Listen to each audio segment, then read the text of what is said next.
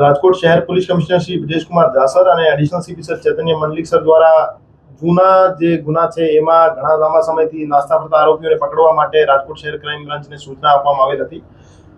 એની જ ભાગરૂપે એસીપી શ્રી બસિયા સાહેબ અને પીઆઈ શ્રી ડામોર સાહેબ, જાદવ સાહેબ અને ગોંડિયા સાહેબની ટીમો દ્વારા એક ઝુંબેશ હાથ ધરવામાં આવેલ હતી. એમાં ભક્તિનગર પોલીસ સ્ટેશનના 2007ના એક મર્ડરના ગુનામાં નાસ્તો ફરતો આરોપી હતો કિશન ઉર્ફે કૃષ્ણા બહાદુર ખોજીરાજ ચૌધરી, જે મૂળ નેપાળનો રહેવાસી હતો. 2007માં એક મર્ડર થયો હતો ભક્તિનગરમાં. એમાં મર્ડર કરીને એ આરોપી તરત જ નેપાળ ભાગી ગયો હતો. એના પછી 19 વર્ષ પછી રાજકોટ શહેર ક્રાઇમ બ્રાન્ચ દ્વારા એને પનવેલ નવી મુંબઈ ખાતેથી અટક કરવામાં આવેલ છે. આ બનાવમાં હકીકત એવી હતી કે 4 આરોપીઓએ મળીને એક ભાવેશભાઈ રાજપૂત નામના વ્યક્તિની, જેની ઉંમર 24 વર્ષ હતી, એને અપહરણ કરી અને એને ગળાના ભાગે તીક્ષ્ણ હથિયારથી ઈજા કરી એને મારીને વોકળામાં નાખી દીધો હતો. અને 10 દિવસ પછી એમની બોડી મળી હતી.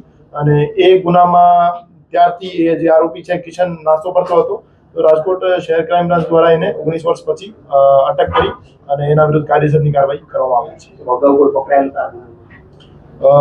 મંજુલાબેન નામની એક મહિલા આરોપી હતી જે મર્ડરના આ ગુનામાં અટક થયેલ હતી. અને બાકી બીજા જે 3 આરોપી છે, બીજા 3 આરોપી પૈકી એક કિશન ખોજીરાજ ચૌધરી છે અને બીજા આ સિવાયના 2 આરોપી જે છે હજુ નાસ્તા ફરતા છે, એને પકડવા માટે અમે કાર્યવાહી કરી છે. એમાં મંજુલાબેન અને જે મરણ જનાર ભાવેશભાઈ છે એમની વચ્ચે પ્રેમ સંબંધ હતો.